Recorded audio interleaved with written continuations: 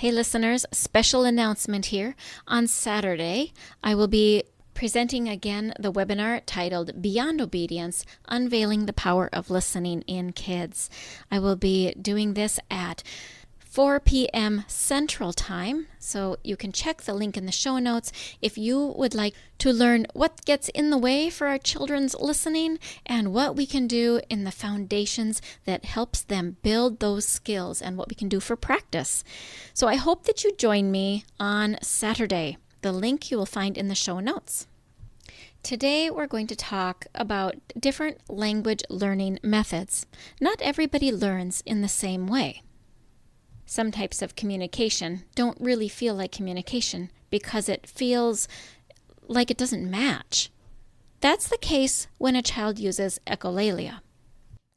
Echolalia is a form of communication where the child repeats what you've said instead of, for example, answering the question or adding the next piece of the conversation. This is common among our kiddos that have autism. It happens also with some of our kiddos that don't have autism. The way that these children learn language is called Gestalt Language Learning. Today we're going to learn what that is and how you can interact with your child if this is the type of interaction that's going on. And if you have a teacher or friend with a child that is doing this, forward the episode because this might be very helpful.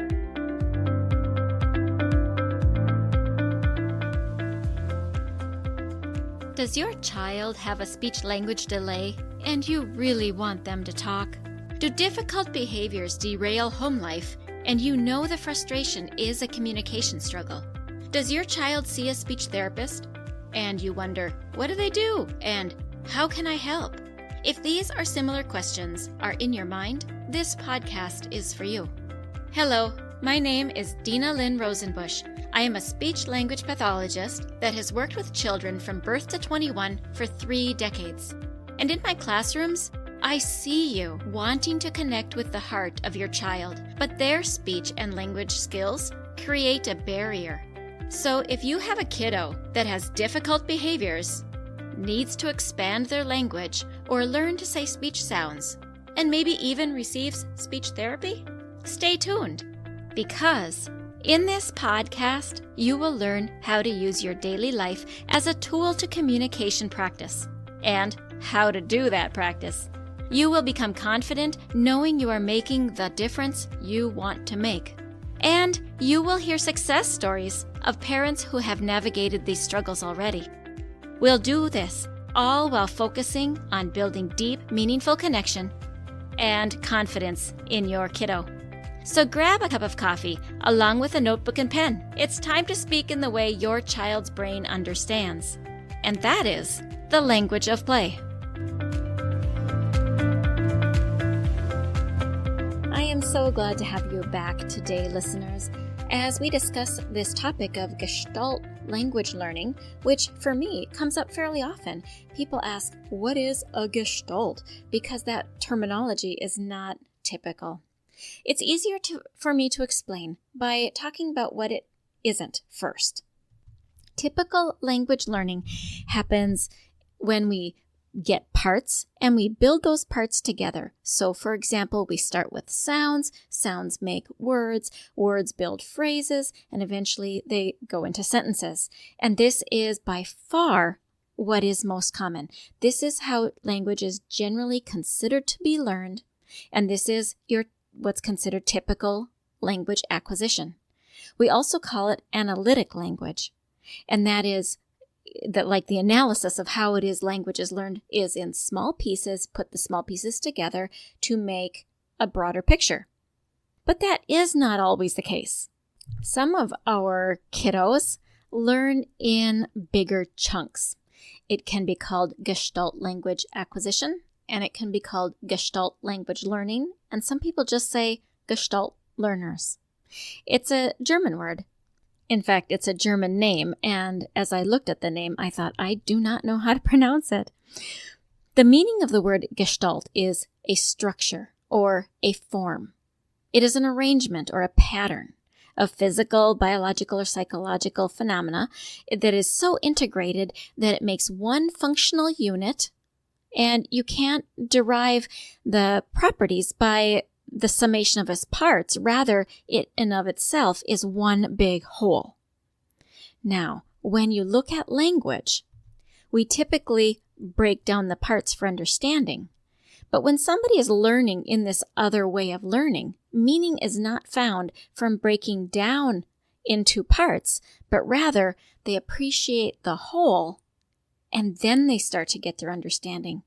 This is one reason that some of our kiddos with autism speak later. It's because they're taking in a whole sentence as one concept before they're understanding the bits and pieces that go into that sentence. Another way to say it is Gestalt Language Processing, or GLP. When a child is learning this way, you often hear echolalia. What this means is that you will say something and the child imitates back the phrase that he or she just heard from you. Sometimes there's a delay in the echolalia, which means that this whole cluster of words that they are learning refers to the situation that they are attaching it to. So, for example, maybe the child takes in the gestalt or a big picture of, I want a glass of water. So that's their understanding. But what they attached that whole sentence to was maybe a cup. And they're sitting at the table and they say, I want a glass of water. And then they apply it to maybe a bowl because that holds things too. And they say, I want a glass of water, not this is a bowl or any other change of how that structure is formed. So the structure that they grab onto is the structure or the phrase they use for many applications, even if it's not quite correct. It is symbolic of the meaning rather than the literal, analytic, piece by piece changes that need to happen to make it more specific. We often see it with very young children where maybe they use a word and it represents everything that they're trying to talk about. That would be one form of Gestalt, which is very common among very small children. But then it goes away as they understand how they break apart the sentence, and it makes different meaning when you take words off and build your sentences together with different words at a time. Your typical language learners use individual words to build novel phrases and sentences in order to communicate. Kiddos with this Gestalt language learning build the whole sentence and then they apply that sentence to the individual situations that they're in. And over time, they build many, many gestalts in order to be able to communicate. So now, if one of the ways that our kiddos are using this communication pattern, we need to understand it so that we can understand our kiddos. So let's think about echolalia, which is how it presents itself. There's a couple different kinds of echolalia, and we use the word echo, meaning that there's a repeat, and lalia has to do with speaking with the tongue. So echolalia is simply repeating what somebody else has said. There's immediate echolalia, which is it's going to happen immediately or after a very brief delay.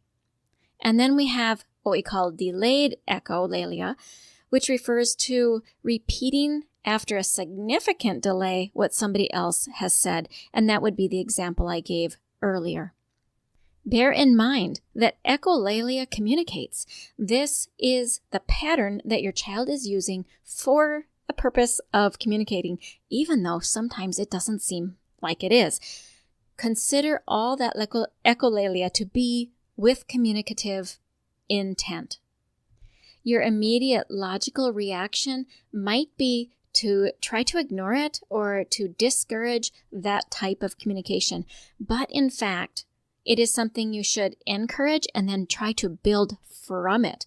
Acknowledge the communication that's going on and use that to boost the child towards more generative language or just giving them more gestalts, which is a sentence that is similar but different. One way to do this is a pattern of teaching we use called scripting.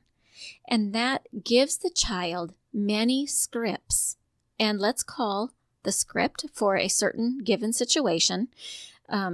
You can use the word Gestalt for that as well. So let's call it, though, a script, because that's a little bit easier to navigate when you're not used to some of this language. If a child is in an interactive situation, let's say they're in a play, you have a script that you say one thing, somebody else says something else, and then it's back to your turn and back to their turn. So we literally give our kids the script. So we teach our children the social appropriate behavior for a given situation. They walk through the lunch line. The lunch person is going to say, "Would you like potatoes?" And then the script might be, "Would you like?" And then the script for your kiddo is, "Yes, please." Over time, you can build the other one. If you talk to an adult that has autism, that has this delayed echolalia, or a scripting or a Gestalt type of language learning, you can ask them about their interaction. And many times that adult will say, "Oh, the reason I'm doing so well at talking is because I have many, many scripts." And this means that they have memorized different conversational exchanges because it is done much more mechanically than it is intuitively the way the typical language learner learns. Another example of scripting might be when you take your child to the park, and if a parent says, "Wow, that was fast," when the child goes down the slide, it could be that every time now that the child goes down the slide, or even as they get to the top of the slide, they say, "Wow, that's fast," because they've learned that that phrase interacts on this topic. An example of how you build out that language then is that the next time the child goes down the slide, you change it just a little bit. So you say, "Wow, that's fun." And so then the child notices another small difference, which becomes another script for them. This is how we build language for our kiddos that have this pattern of language learning. And this example would be your immediate echolalia. Here's an example from the delayed echolalia where there is a significant delay and the child is not able to connect the situations correctly. Maybe you say to your child, "Let's go outside." And when you say that, they repeat something from a movie. Maybe they repeat what Buzz Lightyear says, and he says, "To infinity and beyond." And so every time you say, "Let's go outside," he says, "To infinity and beyond."